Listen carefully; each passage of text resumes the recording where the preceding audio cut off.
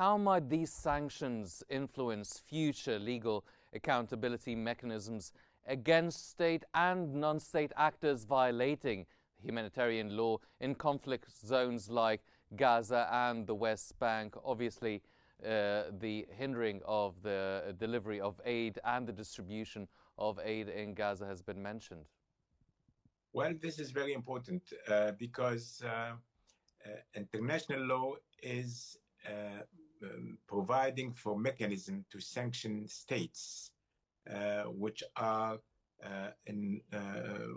committing violations against customary law or conventions. But states are also governed by persons, by physical persons, by individuals. And sometimes individuals are hiding themselves behind this state structure, so they are not reachable. So international has a branch to go after the individuals whom are the engines of these states, and they grab on them to make them accountable. Mm-hmm. So what now these sanctions are doing, they are going against these individuals to tell them you are acting not as individuals for your own account, but you are using the weapons of the state, and you are using the infrastructure of the state, that you are using all the powers of the state to achieve things which are crimes which are against international law. And here you are personally liable behind the veil of the state, behind the structure of the state. The state is responsible, but also these individuals are personally liable, so they go after them. What are the impact of that? The impact is that all their assets are frozen in these five countries, but now this is the starting of a move, and of a movement. So other countries will follow. And then these people will find themselves, they are under siege of the international community. First of all, they cannot use their financial possibilities. And second, they cannot move. Their freedom is restricted. They cannot go now to Canada or to Australia or New Zealand or Norway. And Norway is a gate for the EU. So Norway is part of the Schengen Convention. So it could be very probable now that countries in the EU will take the same sanctions, mm-hmm. And then the world will see that this pressure, which is a positive pressure, will come to a good result. These people, when they think that they can decide on the lives of others, and they treat them, as they said, like animals between brackets, and we have to put these brackets for their humanity. So these people will not dare to continue in this path, and they will see that when they treat people in this illegal way, they are sanctioned. They have an invoice to pay.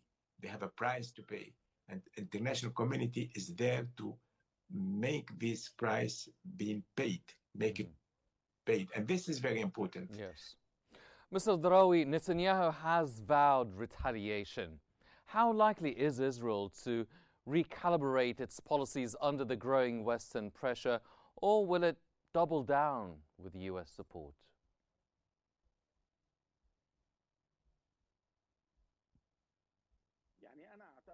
I think the Western support, either militarily or politically, never stopped to Israel. But it is possible it might happen in light of the presence of Netanyahu, which is the main point.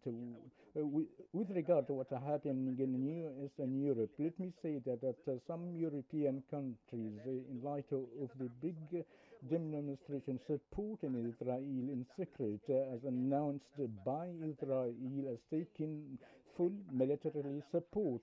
We should not fool the peoples and whoever is going to suffer for the unlimited support by US, not the American or the Western country part, the Western government, American parties sitting in this time in light of the very shameful scene towards the human rights and the human relations as what's happening in Gaza Strip in distributing the food. This is a catastrophe. Would held all approved such as this be punished. So either from Europe and America. We are before two things. First one publicly, and the second thing in secret, which is the military support. And